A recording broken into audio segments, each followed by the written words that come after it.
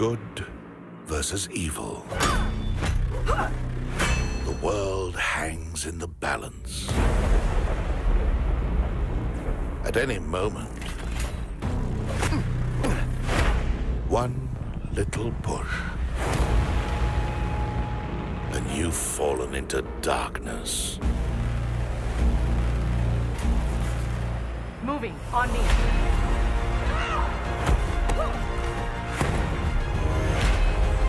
Keep it tight.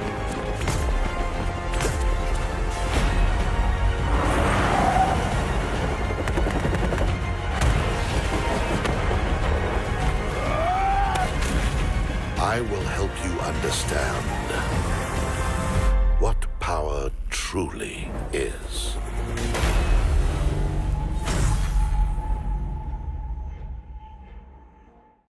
Good morning, everyone. I'm John Raffis, and welcome to Treyarch. Hope you had a great weekend. It is Monday, and we are mere moments away from the launch of our sixth and final installment in this season of content, Operation Dark Divide. We are going full throttle superheroes versus villains.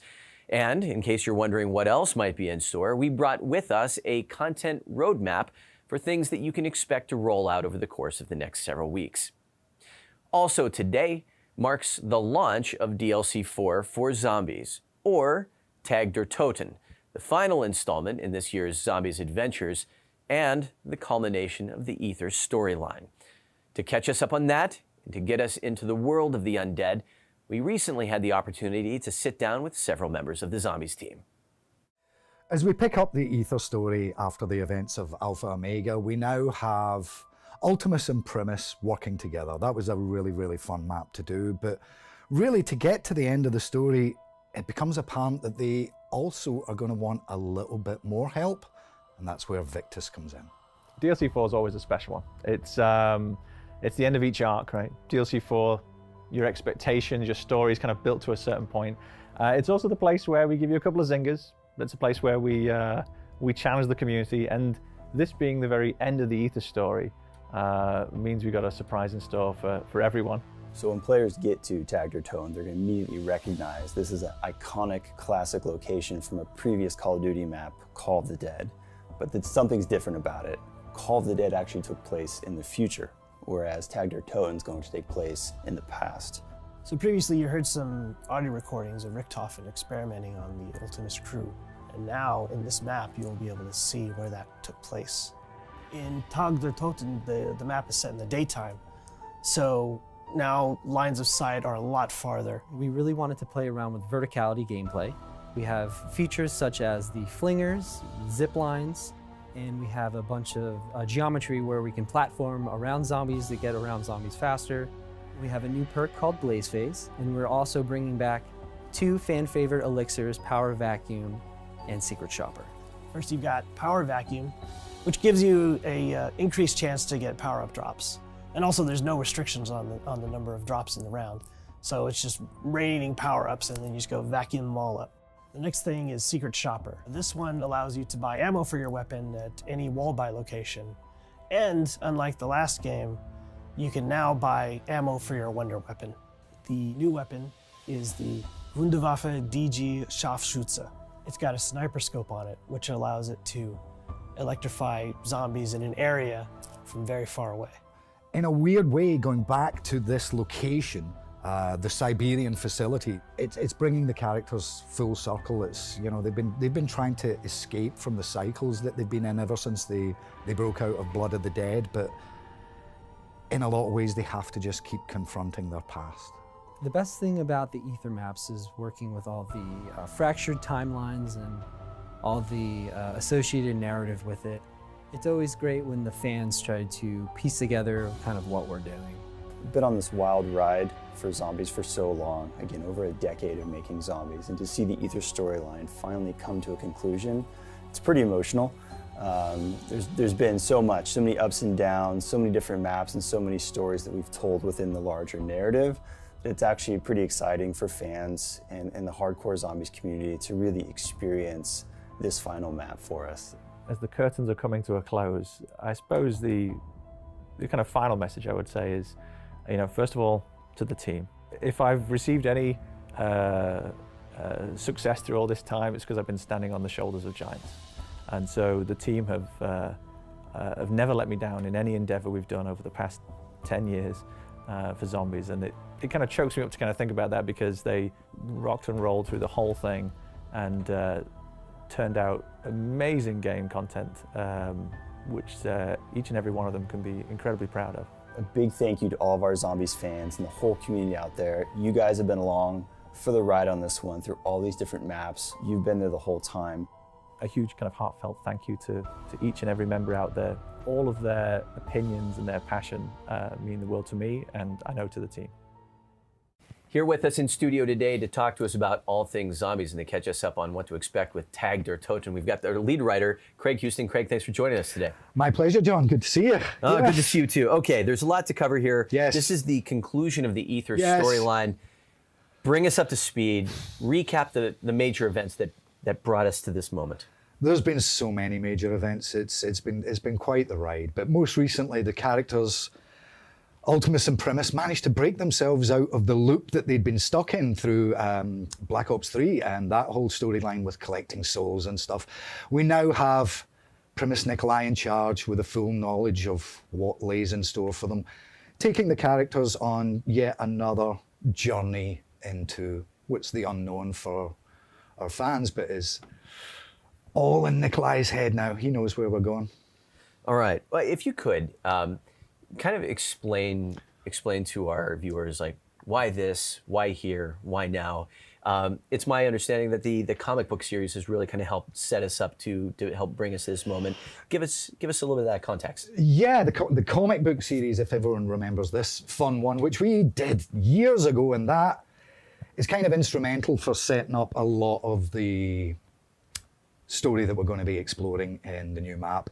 We have the reintroduction of the Victus crew, who've been sitting in ice at the end of the comic book. In Alcatraz, people will remember seeing them in their little pods in Blood of the Dead, and of course people speculated as to whether they would get out of the pods. And as people have now seen, they have indeed gotten out of the pods. And they are once again acting as, agents for Richtofen and Nikolai in particular. Poor Samuel Stullinger still got the blessing of hearing Richtofen in his head, which is always fun. But the characters are being guided a little bit by Nikolai, because he needs them to go certain places and achieve certain things for the benefit of everyone. And why this place? Well, talk about things coming full circle. We're going to the Group 935 facility in Siberia that was where so much of our story really began, with the original test subjects. Right. So I had that a little further down on my list. I wanted to come back to the importance of the 935 group. Yeah. Anything you want to touch on now? I guess one of the, like I say, much like we did in Alpha Omega, there's a lot of elements that have been sitting in the story that people kind of need some closure on, or also some dots connected. Going to this Siberian facility is going to allow us to do that, because Group 935, as I say, that's where they did some of their most nefarious work. And there are people and there are objects in the location that are going to be essential for Nikolai to achieve what he knows he needs to achieve. Yeah. All right. So whenever during our last live stream for Alpha Omega, we talked a little bit about the writing process. Yes. And just to kind of give people an idea of the brilliance that is lodged between those years, but the amount of work that requires to bring a story of this complexity to life. You brought some visual aids. Yeah, there's one particular visual aid. I mean, obviously, like everything else, this is a team effort, and there's a huge number of people that work on it.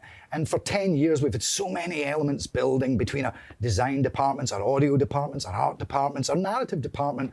But the heavy lifting part of it, and this is something I don't know if people really understand when we do these Zombies DLCs, is within the space of around 3 months, we have to write and record an entire script. What does 3 months worth of work look like, Craig? In the case of Alpha Omega, that was 3 months of work. And these aren't blank pages, these are just solid pages of dialogue. And I wanted to, that was a nice sound, because we mentioned it last time, the sheer volume of writing work and recording work that went into it. And because of the nature of zombies, I don't think people realize what 5,500 lines looks like. Yeah. That's what it looks like. It also looks like bags under my eyes and considerable stress, but it's all driven by passion and love. But whenever you talk about sort of numbers of lines, there are probably no weightier lines than the ones carried this time.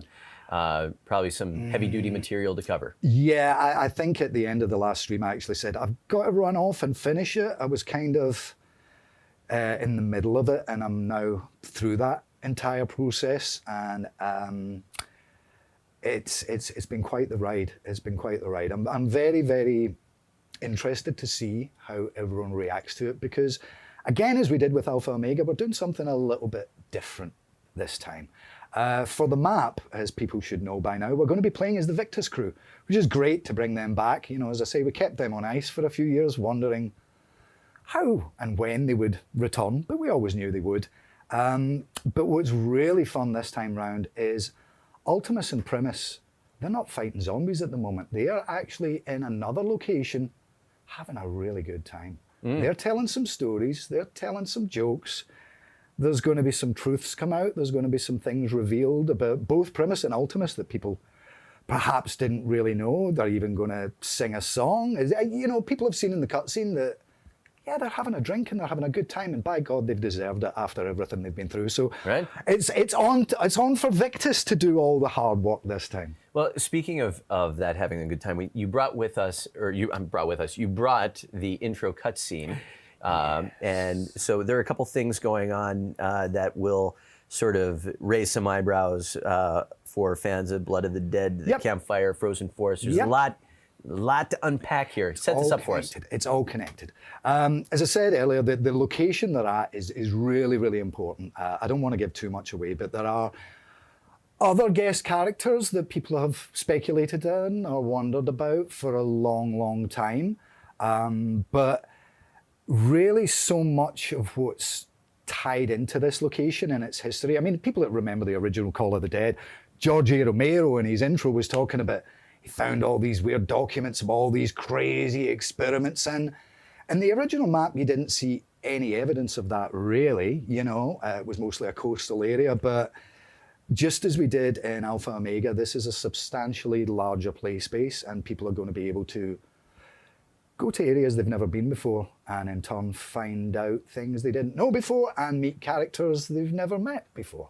All the fun stuff. Very interesting. Interesting. All right. Yeah, we're going to have plenty of that today with I just theme. don't want anyone to call me that when all this is done. There'll be a few other names. Okay. Well, Craig, then with that, let's roll the intro cutscene.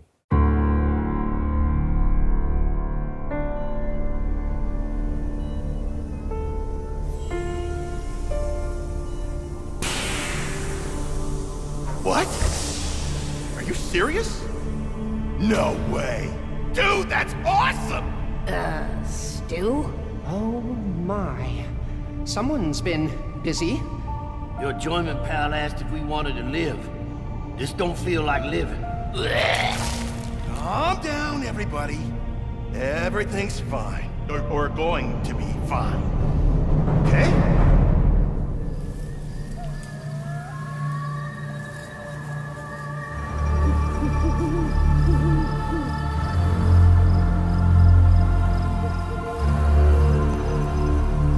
My friends, old and new, we stand on the brink of victory. Element 115, Group 935, the Hellpig Scourge, the MPD, the Apothecons. All of it will soon be gone. But tonight, we celebrate.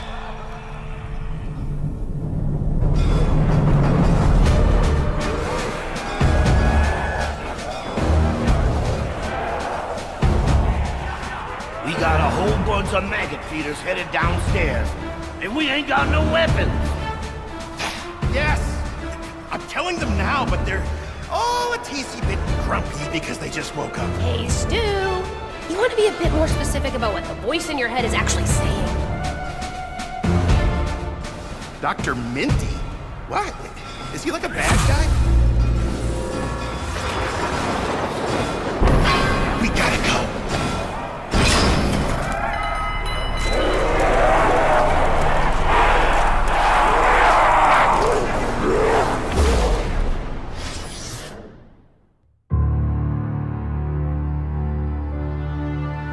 With this power and the means to control it, we can go wherever we choose.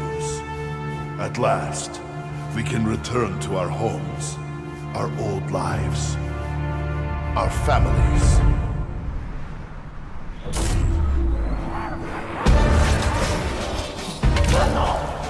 I've got to be honest with you, Samuel. I don't have even the slightest inkling as to what an Agarthan device is. He didn't say you had to know what it was, Marsden, just how to build it. Trust me, guys, it won't be that complicated. In fact, my German pal says it's gonna be a Schlam-Dunk! It's one thing trusting you, Stu. It's a whole other thing trusting your imaginary brain buddy. Russman, how can you even say that? He's the sweetest guy in the whole universe! He wants us to help save it! The universe! Thank you, Sammy. I'm moved.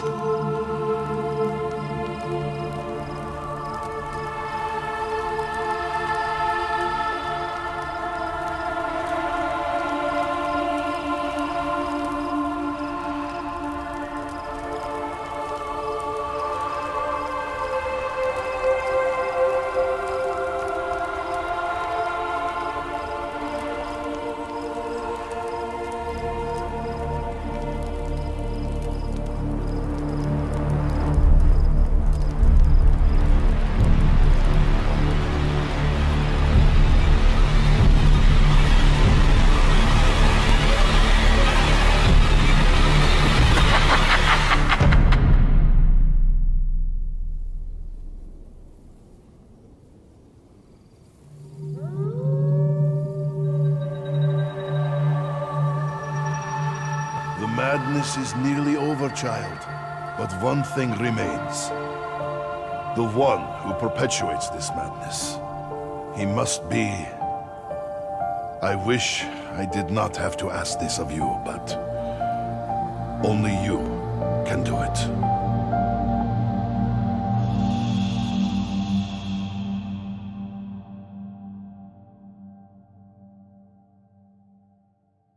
Okay, so Craig, correct me if I'm wrong. Yeah. But this is the first time that we get all three crews together, right?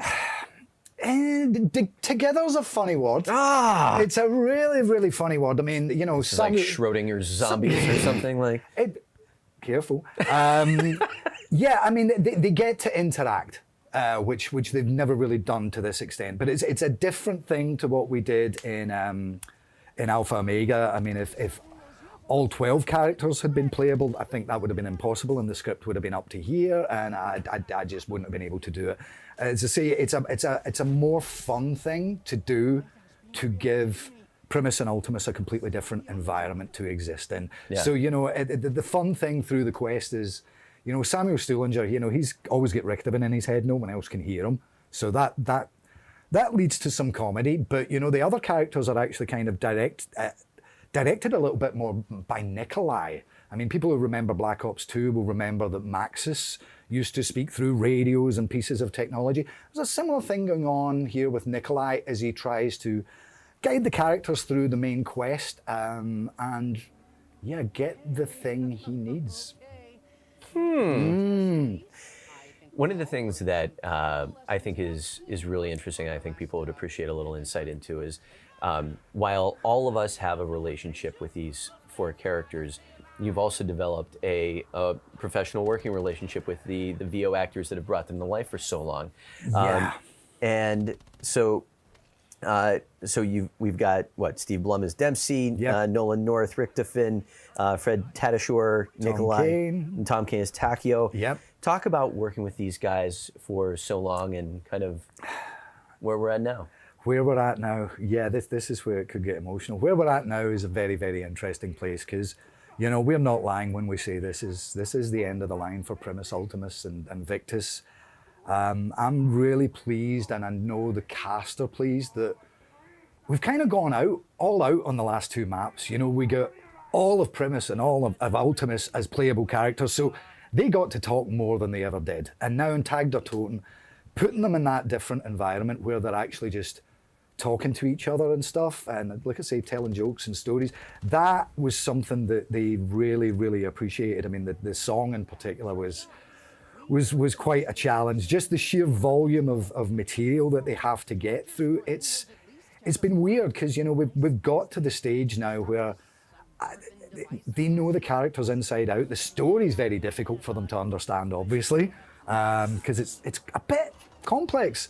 But they're so familiar with their characters that, you know, they had a lot of fun switching between Primus and Ultimus at those sessions. You know, over the years we've done Comic-Con stuff with them and everything, and I've really got to know those guys, and the characters mean the world to them.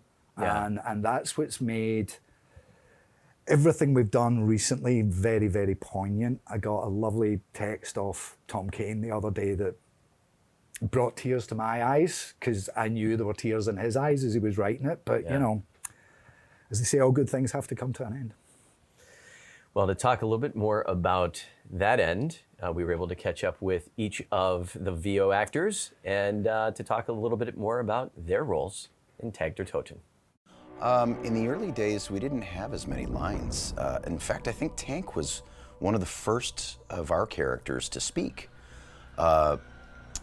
And so the sessions were short. It was just like a big burst of screaming, and we're in and out. And as we progressed along, there were more and more lines written for us, and especially in this most recent incarnation. Nothing we've done compares to what we've just done. I mean, I've recorded tens of thousands of lines as Takeo. Originally, Takeo was almost comic relief. I mean, he was a very stereotypical character, as they all were. Back in the day, when Tank was nothing but a meathead, yes, that was really fun to play. It was fun just to get that out of my body sometimes because I needed to. But the best stories for me are the ones where there's a little more depth, there's a little more exploration. With the Alpha Omega map, the fans got more Richtofen than they probably bargained for.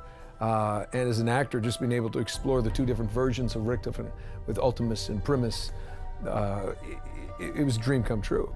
Ultimus is more ultimate. I know, I remember. Okay, here we go.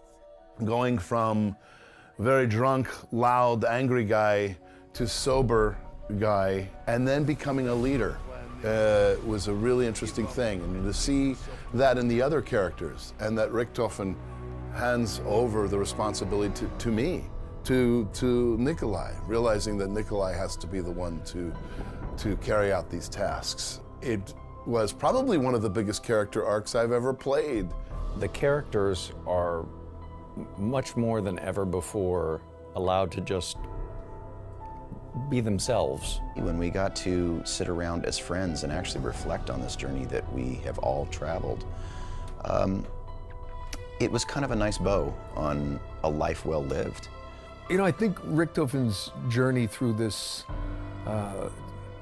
world or worlds, times, ages, whatever you want to call it, this his whole being. It's been one of the most interesting projects I've ever had the privilege to work on. Looking back on how the story has progressed, as Nikolai would say, all good and bad things must come to an end. And we really did need to have some closure on it.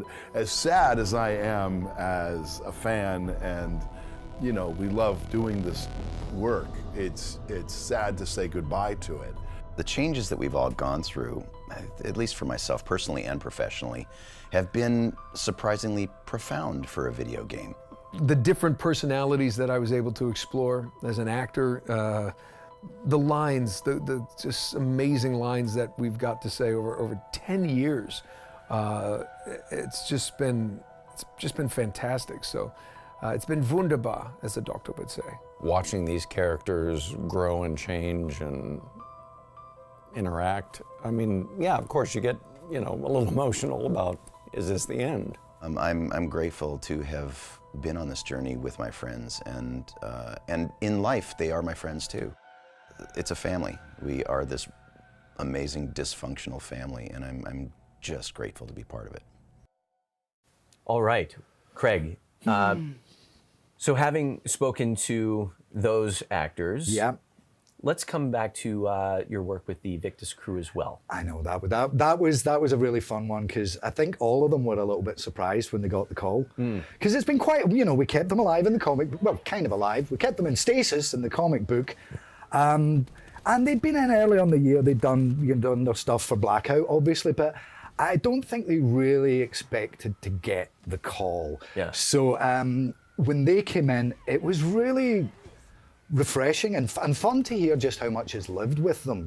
It's like Stephanie that plays Misty, she's like, yeah, this is a character I get asked about. This is in my canon kind of thing. Yeah. And it was the same with Keith, who's Rossman, and Dave, who plays Stullinger, and Scott, who plays Malton. And yeah, it was a really fun energy, because we hadn't worked with them for so long.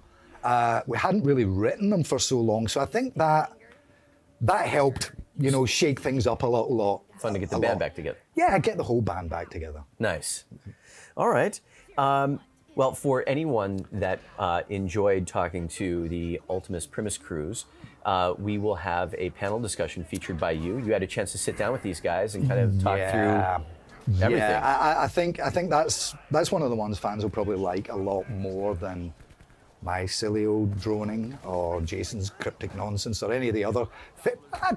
It's nice for them to just see those guys as themselves, because they, as I say, they've been a joy to work with, and these characters mean the whole world to them. So yeah, it's very different to this kind of environment. I'm wondering if there's things that they shouldn't have said that will watch last minute. Oh my goodness, because they respect their NDAs and stuff, but they don't know what they're allowed to say out loud or not. It all gets and Nolan in particular, the ad libs that can come out of that guy's mouth make Richthofen look like a nun. Yeah, they do. But that will be out in about 2 weeks. Carefully editing out some of those Nolan North gems. Yes. We'll use that in the outtake reel.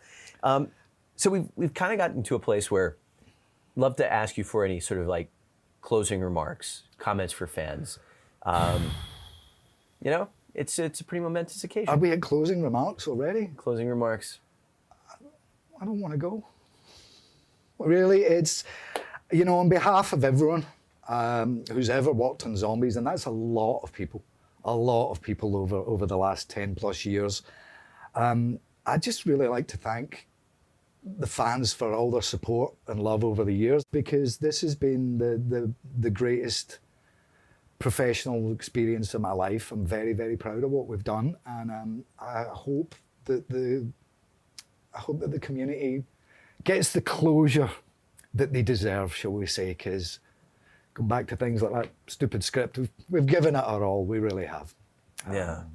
Well, it's been a lot of memories, like even just being able to join the VO crew at Comic-Con and you and Jason last year at San Diego. It's been quite the adventure. It has been quite the adventure, absolutely. All right. So with that, I believe that we brought our gameplay trailer for Tag der Toten. Tag der Toten. It's funny, isn't it? Tag der Toten. You know how we started with Nacht der Untoten? Language is an amazing thing, John. Words. With that, here's our gameplay trailer. I think I understand. I know why I am here.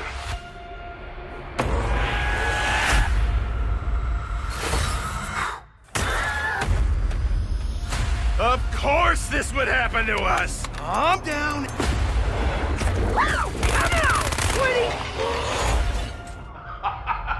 They're here! Just like I dreamt of it! They're here!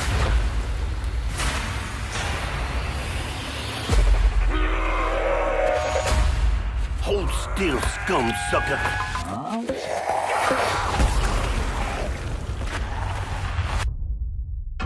The madness is nearly over. But one thing remains.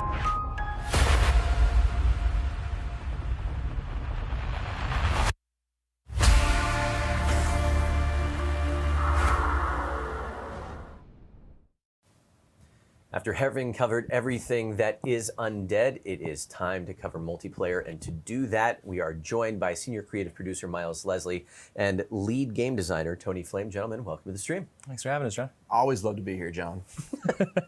All right, Operation Dark Divide. Dark Divide. And we're leaning heavily into the superheroes versus villains. Let's talk about how that applies to multiplayer.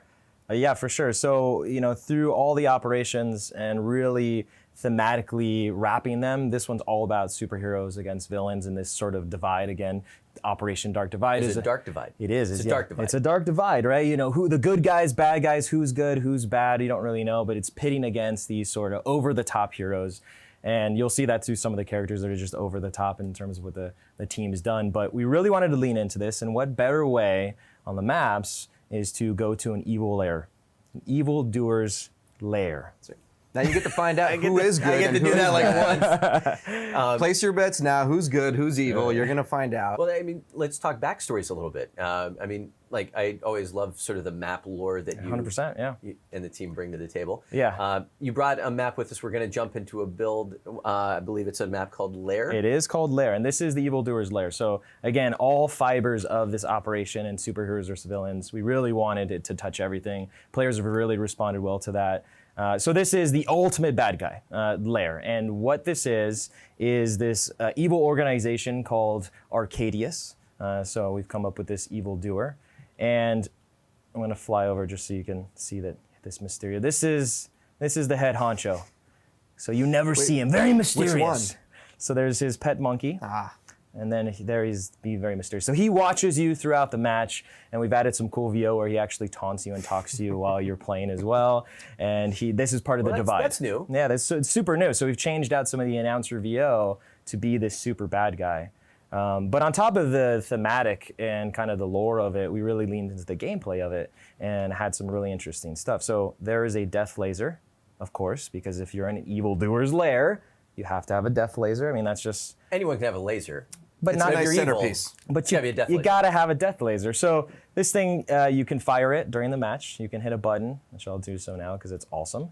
So this little button. Which button is it? The one that says fire laser. Okay. Press that. I'm gonna fly over there. And it shoots, and it goes and obliterates Did that someone. just blow up a planet? Yeah, you actually just blew up a city somewhere. Well, whatever. You're evildoer. But the awesome thing here is we've wrapped the whole gameplay around it too. Something we've never done before. This is a more smaller to medium-sized map. We've done a lot of larger maps across all the previous DLCs, and we wanted to offer something that was a little more quicker. Is the idea of this single ring.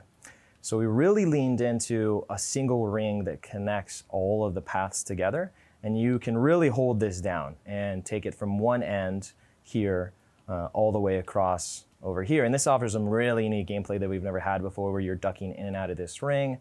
We also have this crazy sort of tower of power where this is where the button is basically. This is like 3 or 4 stories higher than that. And the sense of verticality and engagements you're getting are just like we've never had it before. It's very different. It's very outrageous. And the only ways up here, which is very, very different, flying through, are elevators. So this is another super unique and cool thing, is you come in with your squad, and this is really, it's funny because now you're getting people, wait for the elevator, let me get in.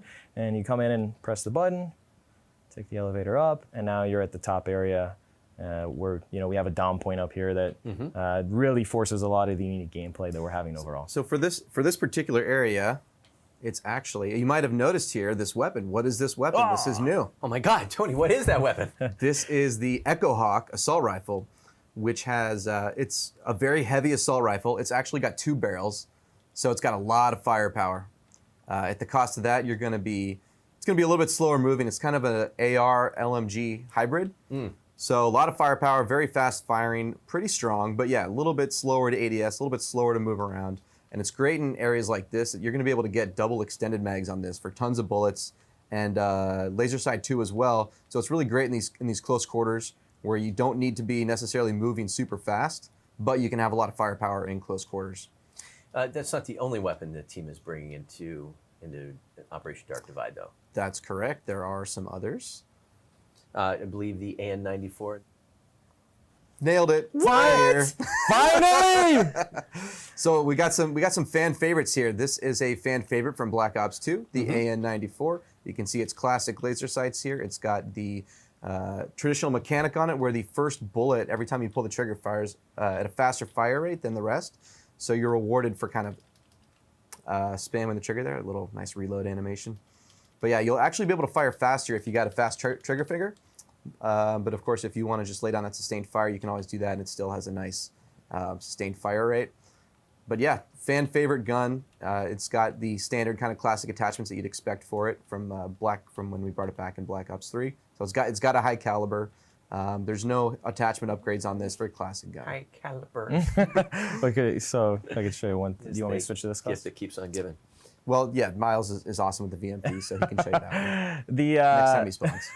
Yeah, so I will spawn. But one of the cool things with this, and this is, Tony brings up with the weapons, but it's cool when the new weapons come in and we're play testing the maps. Is like that the dual one, right? Is like I can control a room now, and it feels very different than any other weapon that I've used before. Oh, the fan favorite AN-94, like you were up there firing down. It feels different. It feels cool than a lot of the weapons that have been in there. But I did want to just show off some of the other cool little Easter eggs, as we do have. This would be. Well, as you stroll around, I'd like you to kind of touch on sort of the creative that the team is investing. It's like whenever you talk about sort of backstory and lore and kind of what's being brought to a map, like this isn't just sort of like a general aesthetic. Like No. you're jumping into a whole different world here. Yeah, we're going all in, and we really want to transport you to this evildoer's lair. So it does take place with a volcano behind you. Of course, he's built this evil lair into a volcano. Up on Mulholland, right? He's got a great sense of style now. This guy, I mean, Mr. Arcadius, he doesn't mess around with the money. He's got a fashion sense.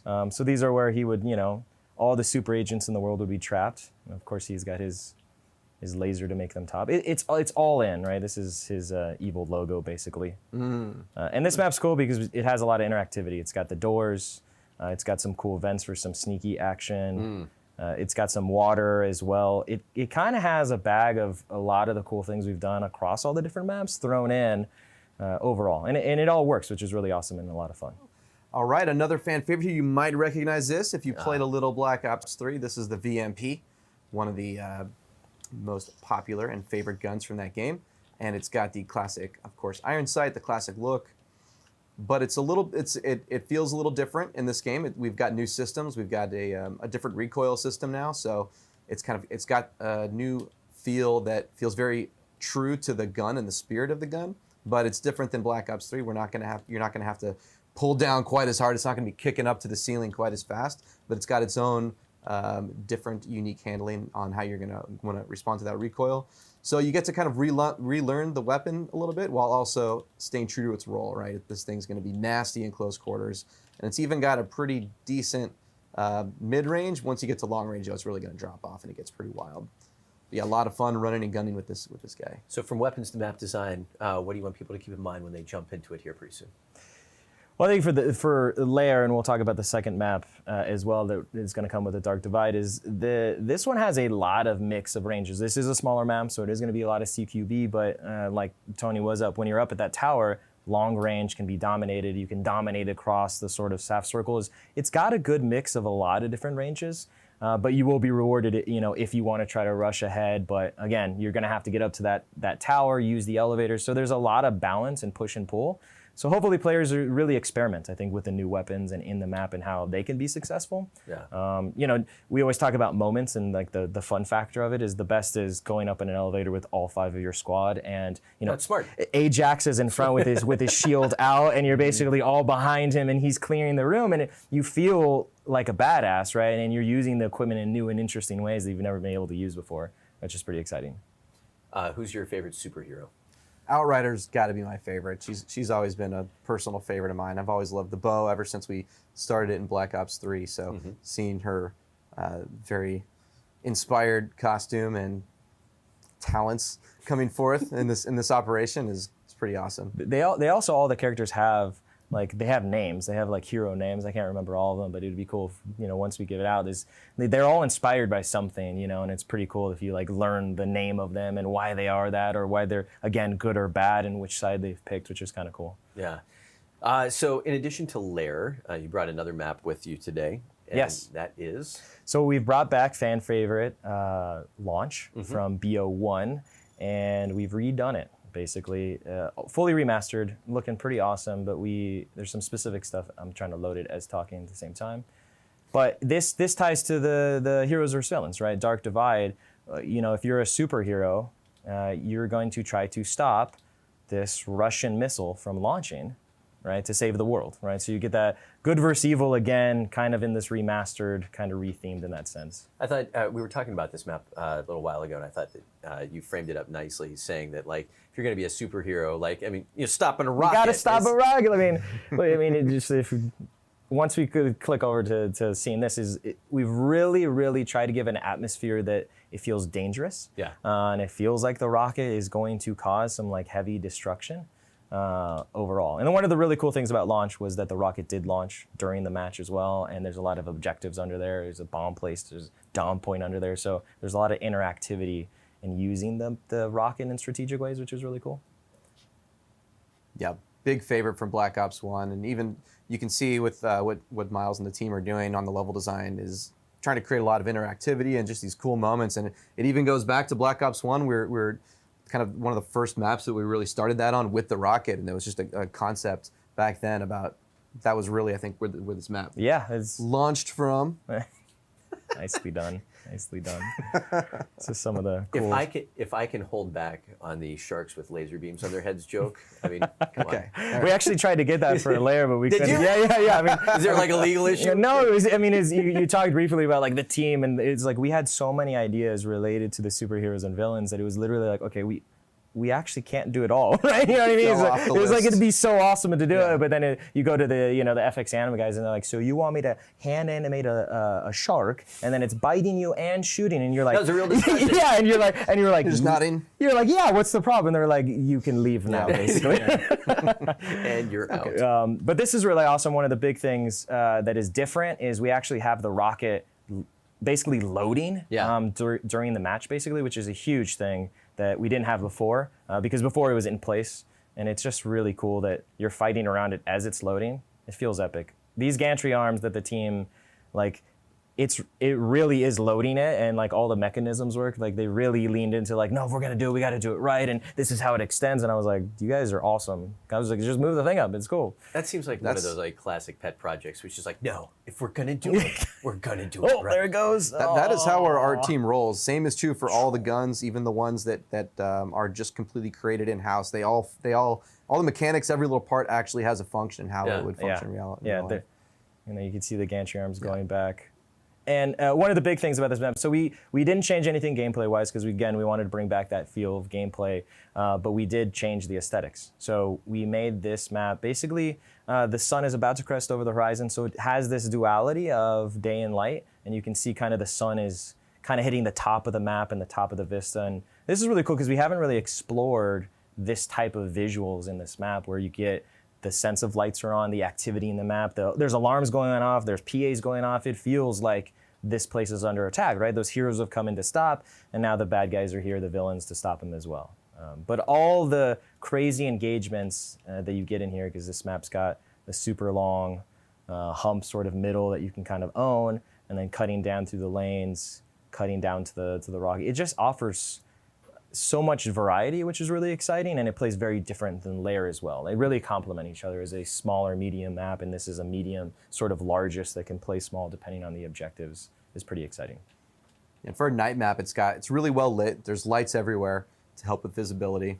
It's a beautiful map, so you get a very new visual experience, just roaming. But once you start getting into engagements, and if you were a Black Ops 1 player, you'll start remembering how those engagements feel, the rhythm of going in and out of cover of these placements, which, as one of the most popular Black Ops 1 maps, they're really well scienced out battle spaces here. It's pretty fun. Is for the team that's worked on this again. We've we talked about this before. It's like riding a bike, and people are like, "Oh man, I want to go find my camping spot," right? You know, and he's like, "That's what players love to do." Is like, "Man, I was so successful at that little corner," and other people are like, I hate you, don't use that corner, but we've left those things in for players.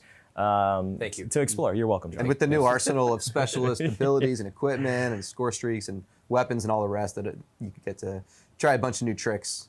Yeah, the best is, when you talk about the specialist is Ruin being able to like grapple out of the hole, which you couldn't do before, or again, Ajax coming down with the shield and locking down the mid area. There's just so much different play based on what Tony was saying is like the arsenal of we got all the equipment and specialists. It's really exciting. That's an interesting point about Ruin, because all of a sudden the play space lends itself to a certain amount of player creativity. Oh, that, yeah. Like, maybe you couldn't exercise before in the first Black Ops 1, but now all of a sudden you've got options. I mean, there's people on the team that are so ridiculously good. They're like flinging from grapples and going across the map, and you're like, what are you doing? And you're like, that's outrageous, but they make it work. So I love shooting them out of the sky. Well, I know you're going to stick around and talk about some of those gameplay sort of treats for Blackout. For now, multiplayer. Any closing thoughts for Operation Dark Divide? It's a really fun operation with all of the specialist theming for the different superheroes. It's just a good fun time. Everybody loves superheroes, so you get to experience that. We got a bunch of new weapons that are playing really well, both fan favorites and the new Echo Hawk, and of course these awesome new maps. So there's a lot to look forward to for this new operation for MP. All right. Tony, we're going to let you go. Miles, if you could stick around, we're going to take a closer look at a cinematic for Lair. When we come back, we'll talk Blackout.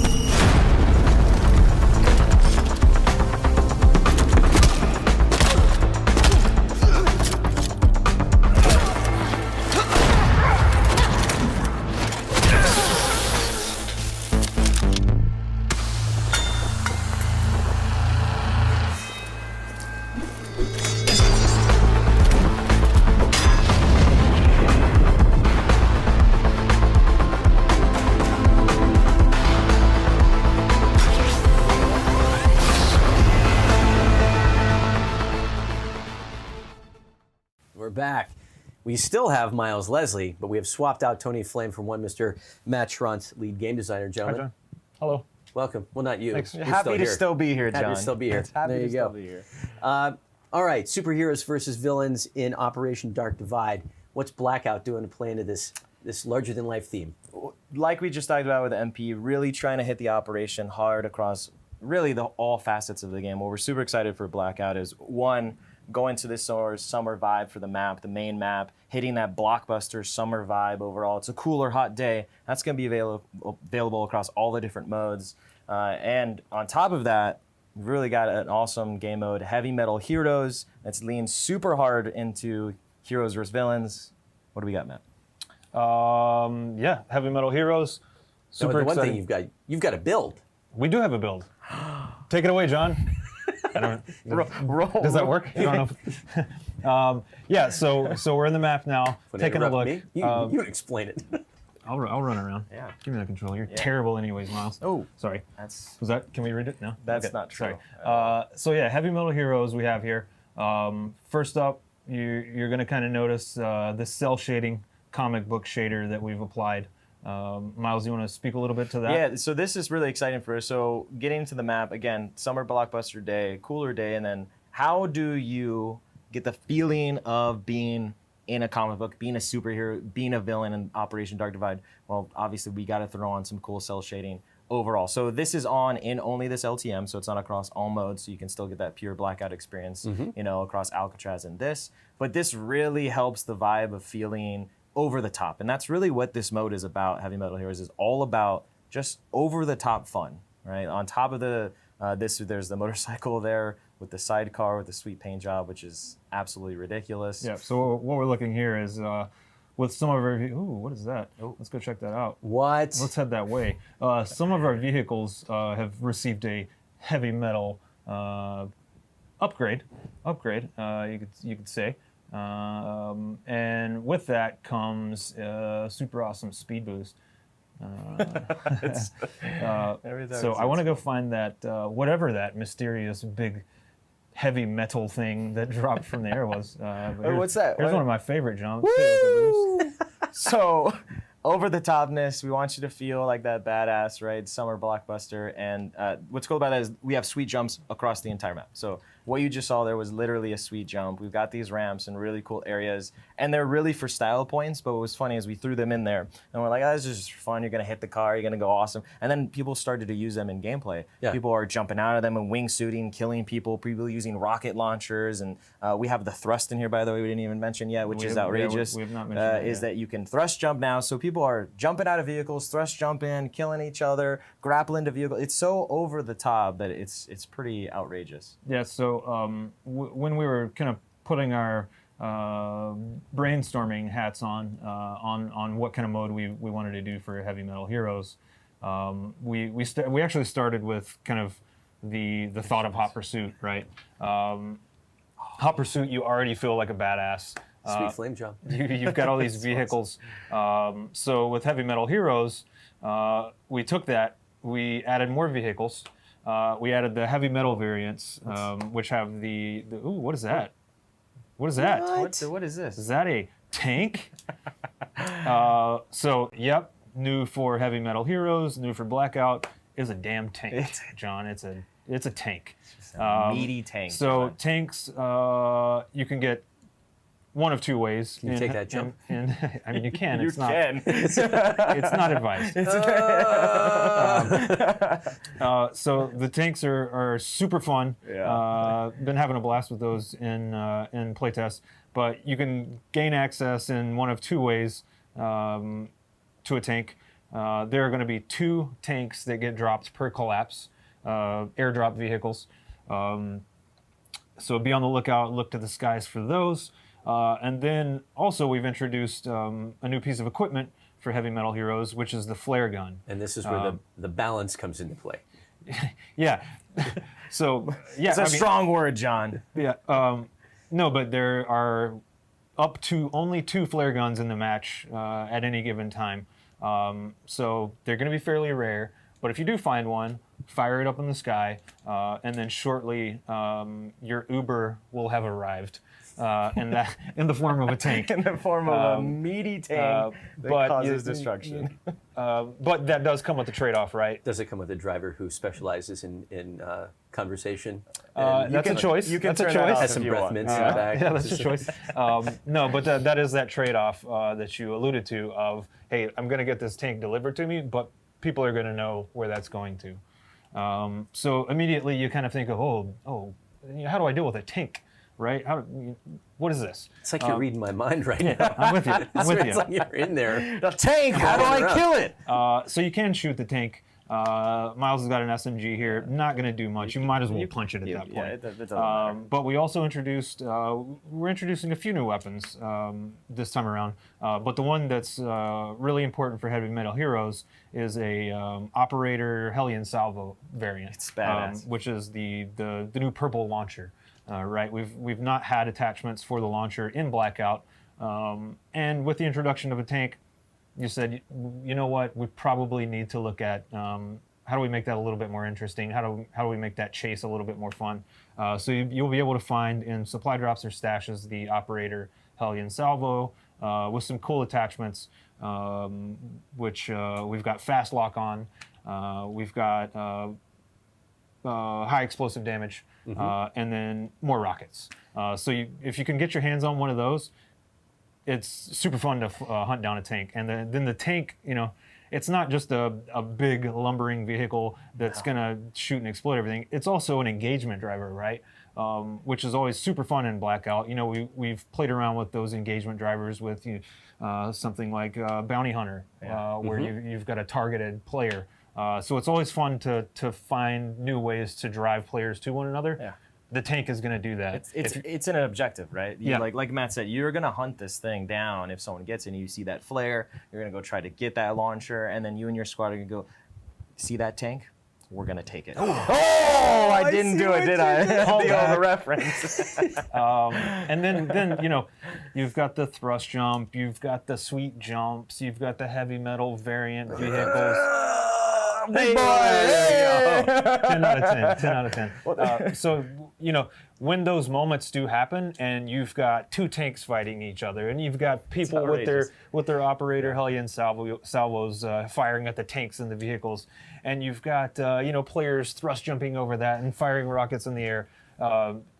You really just want to freeze that moment and look at it and turn that into a poster, because that is the epitome of heavy metal heroes. The coolest thing too, with just to touch on the thrust jump that we haven't talked about, is even if you don't find that launcher and there is a tank running you down, with the thrust jumping, what I love is kind of like, oh, you got me, and then you can just thrust backwards, or you're jumping, and now you're playing with the tank and in some interesting ways where this guy's trying to get you. So the fact that you can jump around and get into these really fun, frenetic fights because of the thrust jumping and all the different vehicles, it's the main thing is when we play test it and everyone's hooting and hollering, is like, you know that you've accomplished something because it's maximum fun. It's over the top. Yeah. And really, when it comes down to it, John, we're here to have fun. It's true. Even though that sounded like it wasn't, it is true. It is true. Yeah. There's a lot of times when we have an idea or we start working on something, it's just not fun. Yeah. That happened once. Worst time ever. Right. It was. We don't talk about that. Yeah. It's just that one time. Yeah, just one time. But you know, it takes a lot to be able to stop working on the stuff that's not fun instead of trying to keep pushing it through, and then you know, then you get a chance to work on something like Heavy Metal Heroes. Oh, you made it! Nice, sweet human jump. So you know, I mean, you look here, we're just having a blast, just running around by yourself and jumping up on the houses there, and you know, even to touch on that, there's the map. The level design team created this, and we set out to make Blackout a very organic experience and kind of let you explore your own way. So thrust jumping just kind of adds on to that flavor because you can get anywhere you want to already. Now you're going to be able to get there a little bit easier, a little bit quicker. It's outrageous, but it's awesome. Not to leave it behind, there are a couple other weapons, particularly of the zombies variety. Yeah, sorry, I got sidetracked on the tanks. Getting too excited. Okay. Yeah, so we're going to have two new zombie weapons. We've got the Savage Impaler, which is a faster firing crossbow of sorts. And then we've got the Winter's Fury, which is a hand cannon that shoots a barrage of ice. Okay. Find those in mystery boxes near you. Supplies limited. Just wanted to come back and ask the question if there are any sort of rotation plans for LTMs. Yes. So something super exciting for us in that regard is the concept of a Blackout mosh pit. Mm-hmm. Our multiplayer friends are familiar with the mosh pit concept of a mixture of several game modes contained to a single playlist. Why is that super exciting for us on the Blackout side of the game? Because traditionally, as players know, we rotate limited time mode and LTM usually once a week, and we cycle those out. We try to hit people's favorites. You know, everybody's got a different favorite. Obviously, a lot of people love Hot Pursuit. I think a lot of people are also going to love Heavy Metal Heroes. I'm a big fan of Hardcore Blackout. We've got Ambush. We've got Close Quarters Frenzy. You've got Bounty Hunter. The list goes on. Mosh pits will allow us to have several of those game modes in the game at one time. It's the buffet. We're bringing the buffet. It's the smorgasbord, the buffet.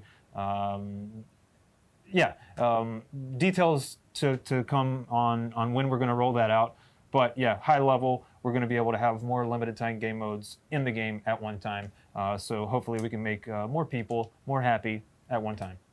And Miles, I believe I've heard some whispers in the hallways, some tinkering in the workshop going on with the possibility of some alternate Alcatraz maps in the future. Yes, sorry, I wasn't listening to anything you were saying because I was having too much fun, but I'm going to put this down. Yeah, so for Alcatraz, we wanted to hit, we wanted to hear Dark Divide with it as well, right? So we're going to bring back the day version of Alcatraz and start mixing up which game modes are going to come out. So we got to work out what that actually is on the release schedule, but the plan is, you know, hey, we can mix in the night version and the day version and bring in some of the Horde and some all these different, again, we have so many cool modes, and this is where it gets tough for us because there's so much fun to be had across them, is really how do you introduce and get as maximum fun across all of them is the thing. And so that's like, hey, let's put Alcatraz more into play. Let's put the big map into play, all these LTMs, the mosh pit, just kind of giving players the chance to play all of those cool things, basically.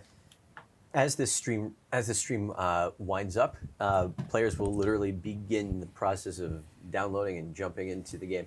What are you most excited for them to experience with superheroes versus villains? Dark Divide.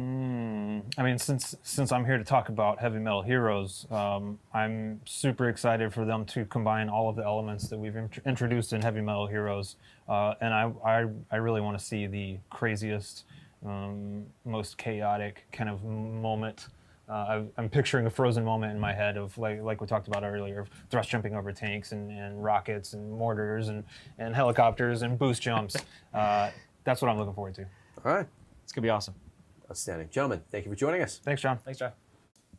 Before we sign off today, just wanted to run through a couple thank yous, some people who have made today's production and all of our live streams possible. First, want to thank all of our guests for making time to join us on the stream today, as well as all of our spokespersons, all the Zombies team who shared their insight. Also wanted to thank Steve Blum, Nolan North, Fred Tadashore, Tom Kane for making themselves available for those special behind-the-scenes moments.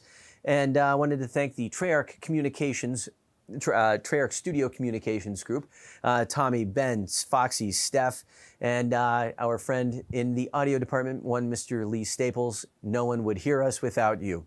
Also, big thanks to the production crew for getting builds ready today, and to our partners Good Dog Media for helping along the way with some filming. Also, some very special thanks to share for some friends at Activision. Wanted to thank one Mr. David Cushman and Nevin Dravinsky for being instrumental in really helping to pull together today's interviews with the Zombies VO cast. Also, wanted to give a shout out to Noah Sarid and our partner Ivy Eisenberg for helping to herd cats and make all of those interviews possible. Last, but certainly not least, wanted to thank you, our community of fans, for tuning in and for playing all of our operations, including Operation 6, Operation Dark Divide, which should be downloading now. Thank you. See you online.